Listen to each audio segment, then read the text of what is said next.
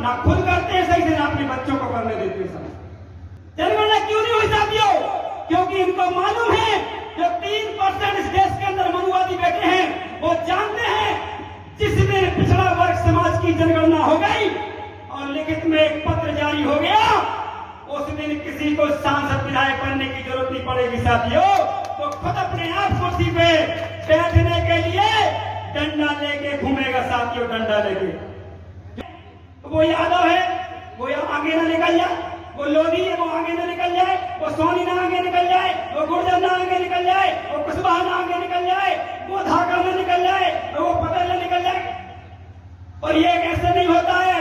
ये आरएसएस तुम्हारे बीच बोझ बोता है कि देखो भैया वो तो लोधी है, लेकिन वो ये नहीं बोलता है कि लोधी समाज की 1 लाख वोट है इसलिए उसको टिकट मिला। ये नहीं बोलता, वो कहता बीजेपी ने दिया है, वो बोलता है कांग्रेस ने दिया है। अरे 4,500 साल से पढ़ रहा है वो, उसकी कई पीढ़ियां पढ़ाई अभी गई, वो सोच के लेके आ रहा है कि हम होशियार हैं। तेरे से ज्यादा तो ये होशियार है जो 75 साल में पढ़ने के बाद 80 नंबर लेके आ रहे हैं। साथियों कहते हो कि नंबर ज्यादा, ये कितनी बात करते हो?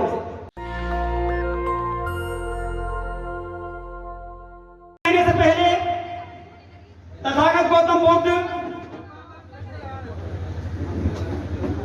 से लेकर जो हमारे महापुरुष हैं, ज्योतिबा फुले, साहूजी महाराज, सम्राट अशोक, हृदय शाह लोधी, अवंतीबाई, फातिमा शेख, सगदी फुले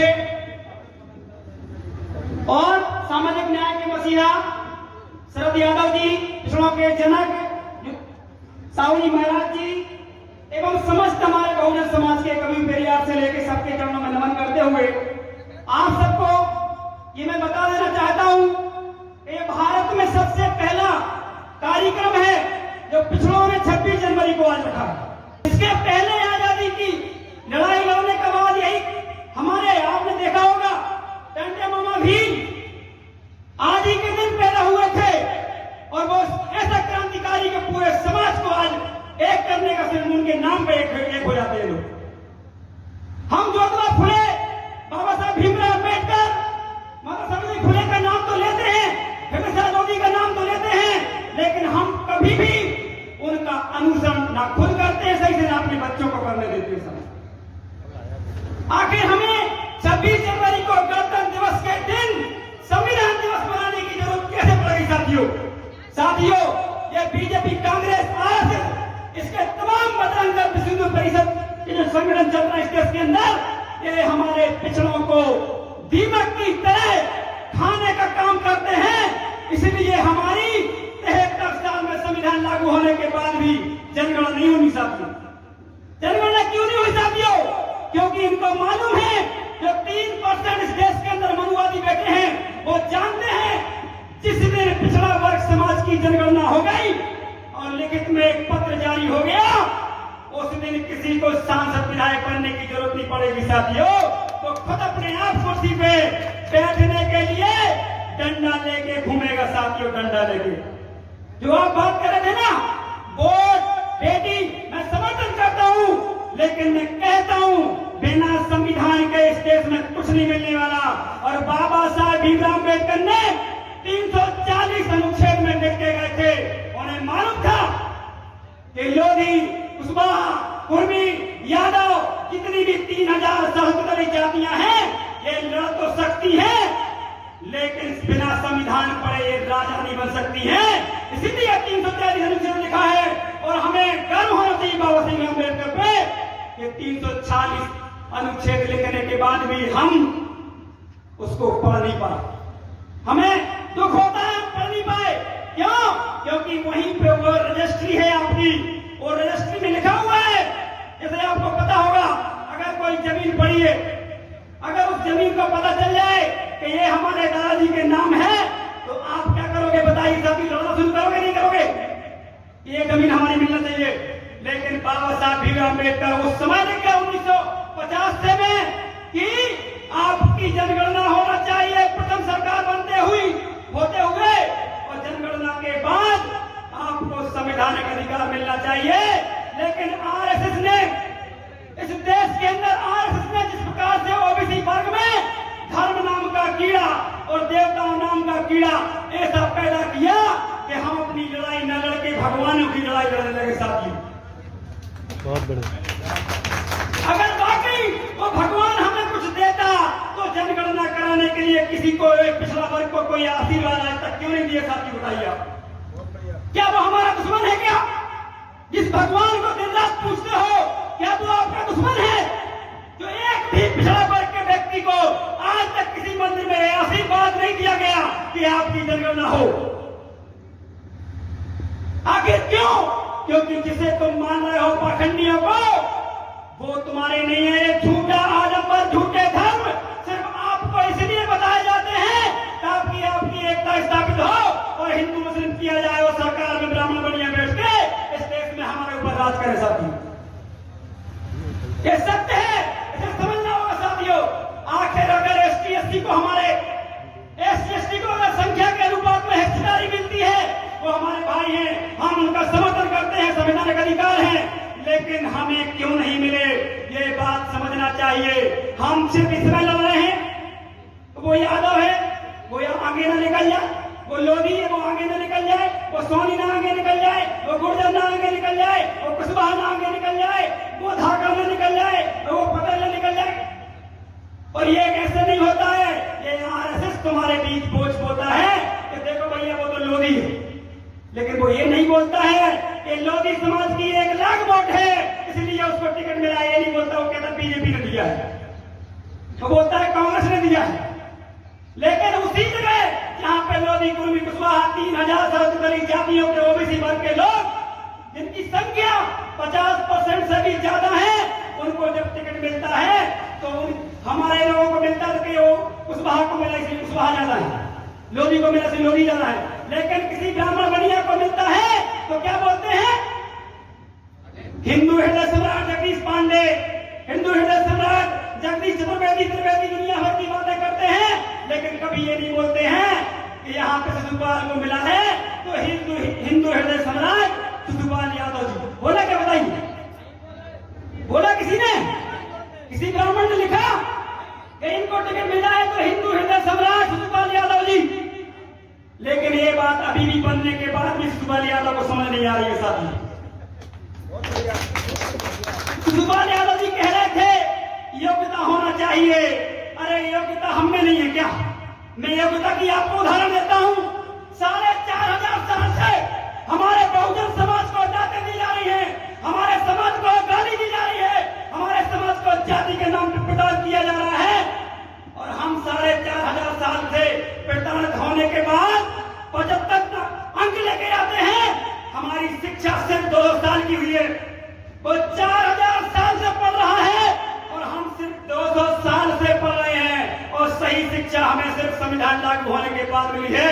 अब बताइए मुझे, 75 अंक हमारा ज्यादा कि 100 अंक उसके ज्यादा? बताइए मुझे। अरे 4500 साल से पढ़ रहा है वो, उसकी कई पीढ़ियां पढ़ाई अभी कई, वो 100 अंक लेके आ रहा है, कह रहा हम होशियार हैं। तेरे से ज्यादा तो ये होशियार है जो 75 साल में पढ़ने के बाद 80 नंबर लेके आ रहे हैं। साथियों, कहते हो कि नंबर ज्यादा, योग्यता की बात करते हो। अरे हमारी योग्यता देखो कि हम 75 अंक लेके आए हैं और तुम्हारी योग्यता देखो, तुम 4000 साल पीढ़ी दर पीढ़ी पढ़ने के बाद 100 अंक लेके आए। हमसे कहते हो कि आरक्षण खत्म करो, ईडब्ल्यूएस आरक्षण लागू करो। अरे हम तो तैयार हैं, तुम्हारे बाप में दम है तो जो छुआछूत तुम्हारे साथ हुआ है, हमारे साथ जो हुआ है, जो हमारी माता बहनों के साथ हुआ है, जो हमारे समाज के विरुद्ध बोला गया, जो हमारे कुशवाहा समाज को काशी बोला गया, हमारे सेन समाज को नहीं बोला गया, हम चाहते हैं कि ब्राह्मणों को भी ऐसा होना चाहिए, उनके साथ छुआछूत होना चाहिए, उन बंजारों के साथ छुआछूत होना चाहिए, उन ठाकुर के साथ छुआछूत होना चाहिए। 10 साल के लिए लागू करो, मैं कहता हूँ 10 साल के लिए लागू करो। हम ये आरक्षण तुम्हारे मुंह पे थूक देंगे, हमें कोई जरूरत नहीं है आरक्षण की। हमको कौन है जो इस धरती को चीर के पालते हैं तुम जैसे नायकारों को, और हमारी मेहनत पे तुम राज करते हो, कहते हो कि हम ज्यादा बुद्धिमान हैं। तुम्हारा बाप बताए कि तुमने कंप्यूटर बनाया क्या? तुमने बनाया कंप्यूटर? तुमने कोई मिसाइल बनाई? तुमने कुछ नहीं दिया इस देश को। अगर दिया है तो बाबा साहब अम्बेडकर जज्बा फरेसाऊ जी महाराज ने दिया है, और पूरी दुनिया को विज्ञान अगर दिया है तो गौतम बुद्ध ने दिया है। तुम नाकारे लोग हमें बता रहे कि हमने क्या दिया है। हमें मालूम है कि हमने क्या दिया है, हमें मालूम है औकात नहीं है 1% टैक्स भरने की। कोई सामान टैक्स नहीं भरता। मैं कहता हूं यहां से डंके की चोट पे कुछ लोगों ने बोला कि 24% टैक्स भरते हैं, ये 25% टैक्स भरते हैं।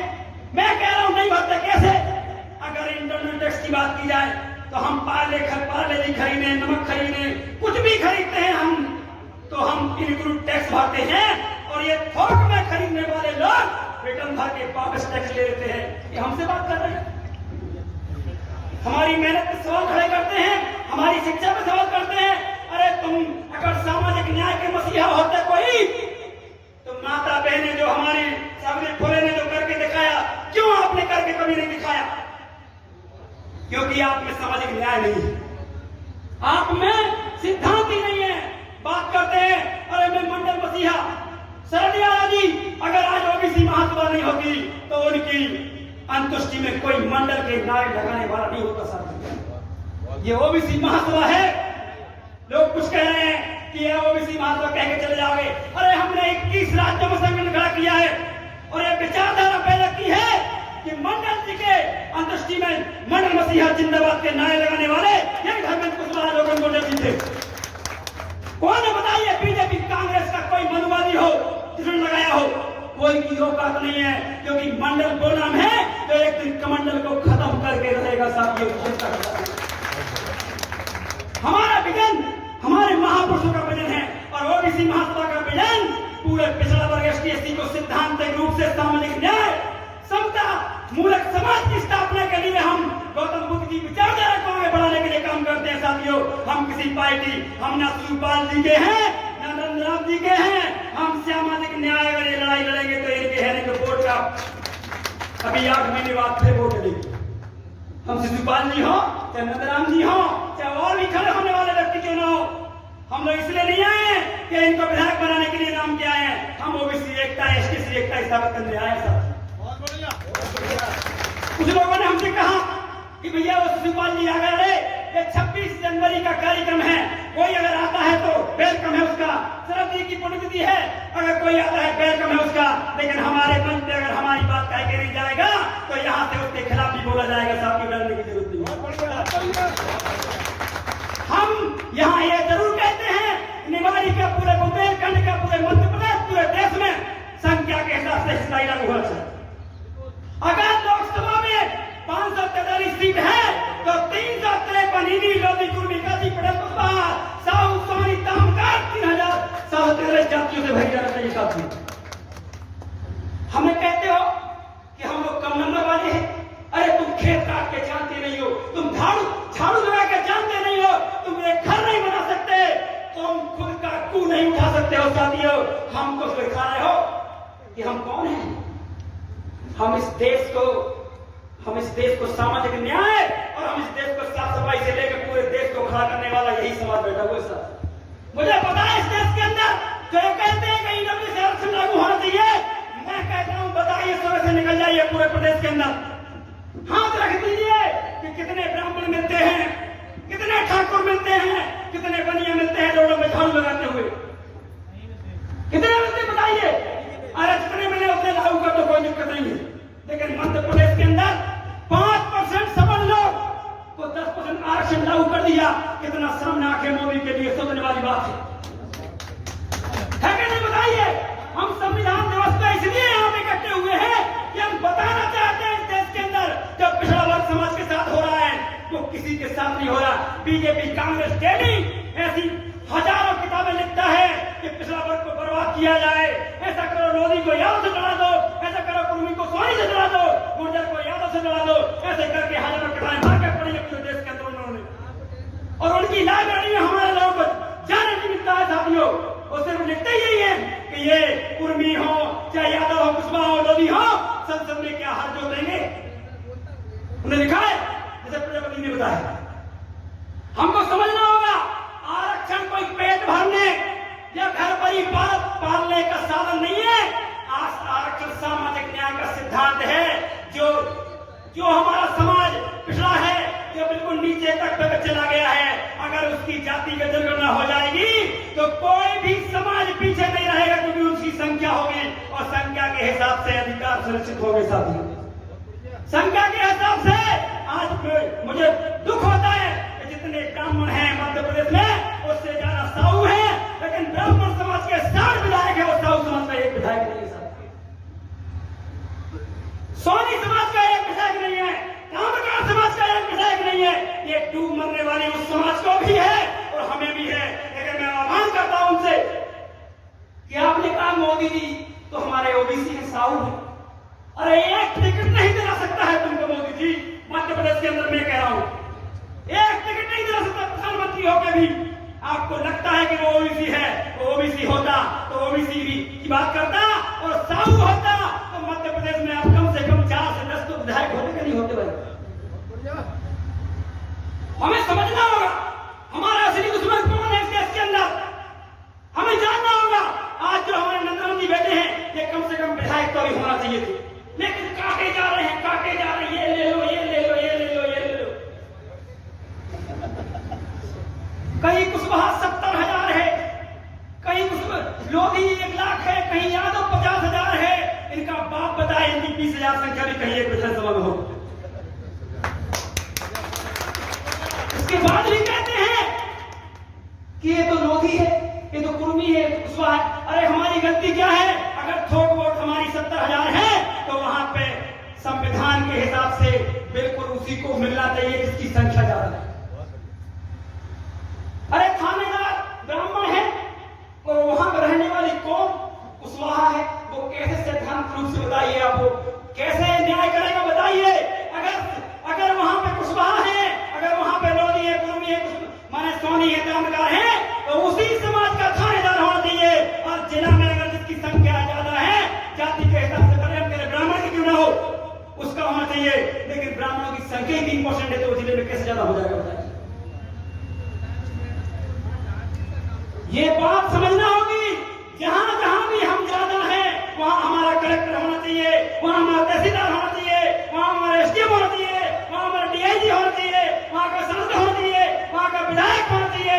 और ये कब होगा? जब जनगणना होगी साथियों, नहीं तो कुछ नहीं होने वाला है। ऐसे विधायक कई आए और कई हमारे में से बोल के चले गए साथ, कुछ नहीं हो पाता क्योंकि इनके हाथ में कुछ नहीं है। उसकी मजबूरी है, उसको पहले से बोल के रखा है, बिल्कुल भी नहीं बोल रहे। इतना ही बोल के गए, इतनी में दिक्कत हो जाएगी। और ये हमारे लिए बहुत बड़ी बात है। अगर बीजेपी का विधायक ये बोल के गया है कि हम जातिगत जनगणना के समर्थन में हैं, तो मैं कहना चाहता हूं सुखपाल जी से कि चुनाव होने से पहले जातिगत जनगणना कराइए, तो मैं हमने तरीका तुम जैसा चाहोगे वैसे चला दूंगा।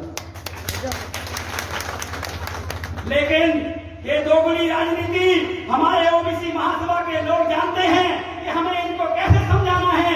इसलिए आने वाले समय में कई बड़े आंदोलन होने वाले हैं। हम 10 लाख की संख्या में भोपाल कूच करने वाले हैं, हम 10 लाख की संख्या में दिल्ली जाने वाले हैं। ये मोदी, ये राहुल गांधी, ये बीजेपी, कांग्रेस, आरएसएस हमको क्या रोकेगी?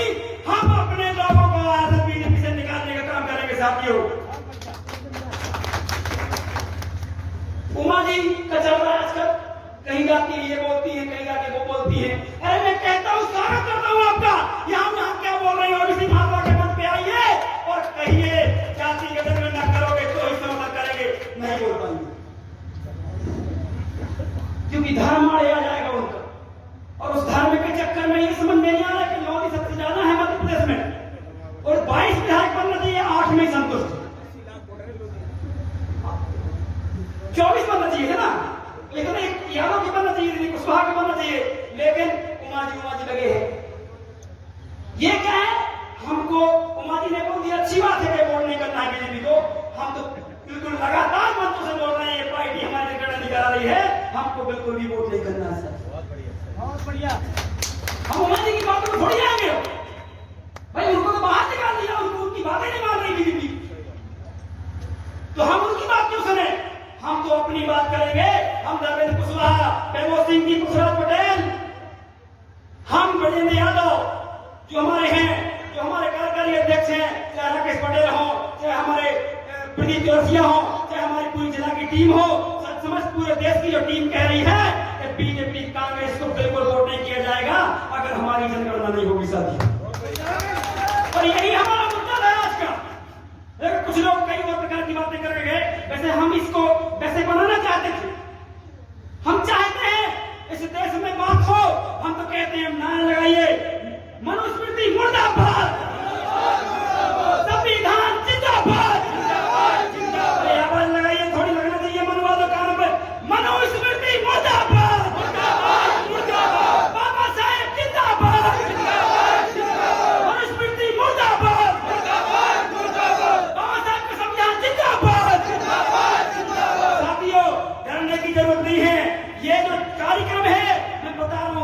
कभी नहीं हुआ। 26 जनवरी को सोच भी नहीं सकता है, करने भी तो सोच लो बात। आप बुद्धिजीवी लोग बैठे हैं, यादव जी बैठे हैं, बताइए कभी हुआ क्या 26 जनवरी को? लोगों को डर लगता था यार कुछ बात न कर दें, ऐसा ना हो, केस ना हो जाए, ऐसा ना ये हो जाए। अरे देश तुम्हारा, जनता तुम्हारी, सब कुछ तुम्हारा, संसाधन तुम्हारे, ये घर नहीं बना सकते हैं, ये टायर भी फूट जाए ना तो उसको पंचर नहीं तोड़ सकते हैं यार। नंदराम जी गलत बोल रहा, ये पंचर नहीं तोड़ सकते हैं। ये सीमेंट अगर घर की उखड़ जाए ना तो वो लगा नहीं सकते, उनकी औकात नहीं। उनको सिखाया ही नहीं गया, उनको सिर्फ लोधी को यादव से लड़ाओ ये सिखाया गया है, यादव से कुर्मी को गुर्जर से ऐसे लगे रहो और इसी में वो हमको परास्त करता है। करता कि नहीं करता? ये ना तो अपना घर बना सकते हैं। मुझे बताइए कौन सा सवर्ण व्यक्ति जो आज बताइए मुझे कोई ट्रैक्टर चला के जोतता हो? तुम्हारे खेत में है कभी किसी ब्राह्मण से अपना खेत जोतवाया? कभी कटाई करवाई? बताइए जो 73 साल संविधान लागू होने के बाद बाबा साहब ने कहा था सब बराबर करेंगे और इस देश को चलाएंगे, लेकिन सब बराबर नहीं हुआ। वो सारे संसाधनों पे राज कर लिए था। उसने न्यायपालिका पे 99% कब्जा कर लिया, मीडिया पे 97% कब्जा कर लिया, 98% कार्य ये तुम्हारे प्राइवेट सेक्टर में कब्जा कर लिया, विधायिका में 60% कब्जा कर लिया। इसके बाद भी हम झंडा उन्हीं को उठा रहे हैं। जय श्री राम। उमा जी ने खूब लड़ाई लड़ी, कल्याण सिंह ने लड़ी, इसके बाद तुम्हारे पता नहीं बहुत सारे ओबीसी नेता थे, लेकिन बताइए मुझे सोचने वाली बात है, मतलब आपको कल्याण सिंह की नेम प्लेट भी दबानी नहीं वहां मंदिर में।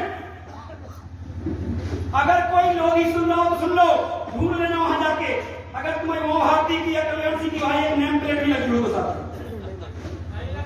लगी है क्या? लेकिन मंदिर वही बनाएंगे का सिस्टम चल रहा है कि नहीं चल रहा? ये मंडल जो कमंडल यही बात है। अरे हम तुम्हारे भगवान का बिल्कुल विरोध नहीं है, लेकिन हमारे हक अधिकारों में तुम्हारा भगवान विरोधी क्यों है? इस बात का जवाब दीजिए साहब, है कि नहीं है बताइए? अरे राम क्यों ऐसा नहीं बोलते हो लोधियों को कि तुम्हारी जनगणना हो जाए? बताइए ना साहब। एक भी बार या 10 की कमेटी में एक भी कुशवाहा, लोधी, कुर्मी 3000 शासक वाली जातियों के जिन्होंने लड़ाई लड़ी राम मंदिर की, एक भी व्यक्ति को ट्रस्ट में हिस्सेदार नहीं बनाया साहब। अरे मैं कह रहा हूँ अखिलेश यादव की समाज की बना देते, हमारा ना बनाते।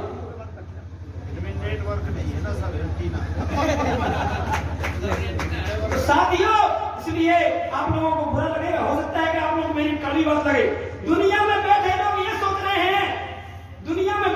सोच रहे हैं कि बाबा साहब भीमराव अम्बेडकर इतना बड़ा संविधान लेके गए, इसके बाद भी ये समाज अभी तक क्यों आगे नहीं आ पाया? इसलिए क्योंकि हम खुद ही लड़ते रहते, हम खुद ही एक दूसरे को ज्ञान देते रहते, तू ऐसा कर ले, तू वैसा कर ले।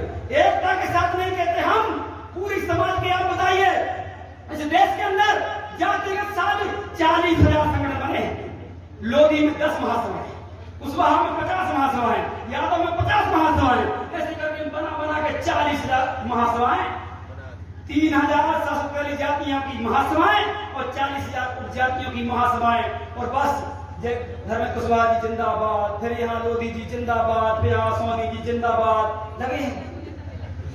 एक भी व्यक्ति में हिम्मत नहीं है, एक भी जाति के अध्यक्ष में हिम्मत नहीं है कि मोदी जी को एक लेटर लिख सके आरएस मोहन भागवत को कि जातिगत जनगणना करा दो। है कोई बताइए? एक लेटर जारी नहीं कर सकते हैं लोग। लेकिन ये ओबीसी महासभा दिन रात लड़ती है और हजारों ज्ञापन देती है और लाखों ज्ञापन दे चुकी है। हम लोग दिल्ली की गद्दी पे राज क्यों नहीं करेंगे बताइए? हम लोग ही करेंगे। क्यों? क्योंकि हमको सिर्फ 10 साल में अब गद्दी मिलने वाली है। हम जाग गए हैं, पता है दुश्मन कौन है, पता लगेगा। तो हमें पता है कि पवित्र ग्रंथ कौन है, हमारा संविधान है। और हमको थोड़ा थोड़ा पढ़ना है इनको कैसे लड़ना है, तजुर्बा सीखना है, ठीक है ना। और थोड़ा सा हम भी कर रहे हैं, थोड़ा सा हमारी टीम भी लगी हुई है। तो ये तो हार नहीं है, इनकी आज तक हिम्मत नहीं हुई। मैं बता रहा हूं आप लोगों को, आप सुन के हैरान हो जाओगे। एक भी ब्राह्मण बनिया आज तक मध्य प्रदेश में किसी जिलाध्यक्ष या मध्य प्रदेश से किसी ओबीसी के क्रांतिकारी साथियों से भिड़ नहीं पाया। आज तक कभी एक शब्द नहीं बोल पाया। ये ओबीसी महासभा बहुजन विचारधारा की ताकत है। हम मानते हैं कि हम बहुत छोटे उम्र में हैं, हम लोगों को यहाँ तवज्जो नहीं है, लेकिन हम लोग पढ़ते हैं जो फुले साहू जी, महाराज बाबा साहब भीमराव अम्बेडकर, पेरियार से लेकर सारे महापुरुष, हम ऐसे कई लोगों से जुड़े हुए हैं जो 80-90 साल के लोग हैं, वो लोग हमें ज्ञान देते हैं। हम लोग सिर्फ छोटे नहीं है, हमारे विचार छोटे नहीं है। लगता है आप लोगों को, आपको लगता होगा हम लड़ नहीं पाएंगे, अरे हम लड़ेंगे, डंडा लेके दिल्ली जाएंगे, डंडा लेके हम शिवराज सिंह चौहान को घेरने का काम करेंगे। पीडी शर्मा ने कान खोल के सुन ले, ये जातिवाद तेरा जाल नहीं चलने वाला। ये मध्य प्रदेश की पिछड़ों की धरती है, यहाँ पे 93% ओबीसी एसटी समाज रहता है, यहाँ तुम्हारी बागेश्वर की ये चलने वाली फूक वाली विद्या नहीं चलने वाली, यहाँ फूक नहीं चलेगा, यहाँ संविधान का जय जवान जय किसान जय ओबीसी जय संविधान, जितनी जिसकी संख्या भारी उतनी उसकी हिस्सेदारी सिद्धांत पे काम चलने वाला है साथियों। चलेगा कि नहीं चलेगा बताइए साथियों? चलेगा, इसीलिए चलेगा क्योंकि आपको पता होगा, आपने कभी नहीं देखो यादव को, कभी लोधी को, कभी सोनी को, कभी ताम्रकार को देखा? ये पाखंड के खिलाफ जिस प्रकार से डट के मुकाबला कर रहा है इस समय, आप लोग सोच भी नहीं सकते। इसलिए ये समाज जाग चुकी है, थोड़ा थोड़ा खींचतानी चल रही है। समाज के दलाल आजा आजा अपने टिकट दिला देंगे, खुद की औकात तो है नहीं तो कोड़ी की टिकट दिलाएगा हमको। बताइए, अगर इतनी हिम्मत होती तो तुम्हें तुम उनका टिकट देने खुद ना बन जाता यार। पहले तू बन जाए, इसके बाद हमें बनाना। लेकिन ये कुछ नहीं कर सकते, इसलिए लास्ट में एक मिनट ही बोलूंगा। सामाजिक न्याय, सबको बराबर हिस्सेदारी, ठीक है ना, सबको बराबर सम्मान, और बाबा साहब भीमराव अम्बेडकर का जो आपको दिया गया है कि आप कुर्सी पे बैठ सकते हो साथ में, इसको बढ़ाना है थोड़ा और, इसमें कपड़े लगाओ, गद्दी लगाओ और बढ़ा देना, तभी हम आगे बढ़ पाएंगे। साथियों, ओबीसी महासभा का सिद्धांत है अपनों के लिए लड़ना, बहुजन समाज के लिए लड़ना। हम 12 तारीख में जो चंद्रशेखर जी का कार्यक्रम है उसमें भी हम बिल्कुल तैयारी में, कोई दिक्कत नहीं है, जैसा वो आदेश करेंगे वैसा हम करेंगे, हमें कोई दिक्कत नहीं। लेकिन हम ये चाहते हैं कि श्यामा जी की बैठक हो, मुद्दा डिसाइड हो बढ़िया तरीके से, इसके बाद हम आगे बढ़े, बहुत बढ़िया तरीके से बड़ा आंदोलन करें, कोई दिक्कत नहीं सब। और 29 तारीख को दिल्ली में जनगणना के मुद्दे को लेके इसके कार्यक्रम रखा गया, फातिमा शेख, संदीप फुले, कर्पूरी ठाकुर, टाटा मामा भीम और शरद यादव जी की श्रद्धांजलि सभा। उसी में हम हमारे जो 10 राज्य 11 राज्यों से सभी लोग आ रहे हैं, और वहां पे हम जनगणना के मुद्दे पे मंथन करना चाहते हैं और एक बड़ा आंदोलन भोपाल और दिल्ली में डिसाइड करना चाहते हैं। इसकी हमारी तैयारी है, किसी भी प्रकार से टूटना नहीं है, डरना नहीं है, विधायकों की या जनप्रतिनिधियों की बातों में नहीं आना है, अपनी लान बड़ी करती जाइए। लोग एक और बात आप लोगों को बहुत ज्यादा परेशान कर रही होगी, ओबीसी महासभा करना क्या चाहते, किस पार्टी को समर्थन करेंगे, यही है ना, यही बोलते कि नहीं बोलते? इसका जवाब सुन लीजिए। आप अपनी विधानसभा से ओबीसी का नेता निकाल के बताइए कि यह व्यक्ति हमारा जीतेगा, हम अपने आप को पार्टी के घर बता देंगे। लेकिन अगर तुम संगठन को खत्म करने के लिए और तमाम प्रकार की बातें कर रहे हो राजनीतिक, अरे यार 10-15 लोग लड़ने चाहते हैं, जहां से बढ़ा देंगे, क्या दिक्कत है? जब तक हमारे पास 50-100 लोग आदमी ऐसे नहीं होंगे जो जीत जाएंगे, तब तक हम इस ओबीसी महासभा में कलंक नहीं लगाना चाहेंगे साथियों, क्योंकि हम मालूम है आरएसएस यही चाहती है कि ओबीसी महासभा तुरंत राजनीतिक दल बने और इसमें इन्हीं को लड़ा दिया जाए। देखो वो तो कुशवाहा को दिला दी, देखो वो तो लोधी को दिला दी, देखो सोनी जी तुम तो पीछे लगे रहे, कुछ नहीं मिला, देखो साहू जी कुछ भी नहीं हुआ तुम्हारा। इसलिए संगठन को हम भारत के संविधान की शपथ दिलाते हैं कि हम वोट सिर्फ ओबीसी एसटी माइनॉरिटी समाज को ही देंगे, क्योंकि जो समान नेता हैं वो हमारे हक हिस्सेदारी की बात नहीं करते हैं, हमारी विधानसभा में आवाज नहीं उठाते हैं, लोकसभा में हमारी आवाज नहीं उठाते हैं। इसलिए ओबीसी महासभा बात करती है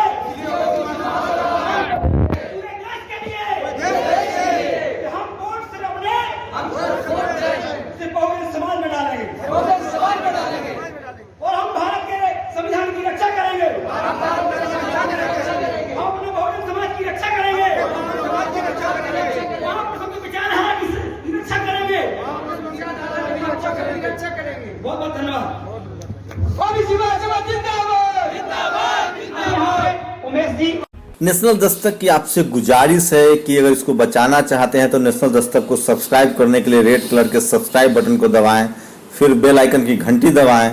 नेशनल दस्तक को बचाने के लिए बहुत जरूरी है कि हर खबर को शेयर करें, लाइक करें, कमेंट जरूर करें।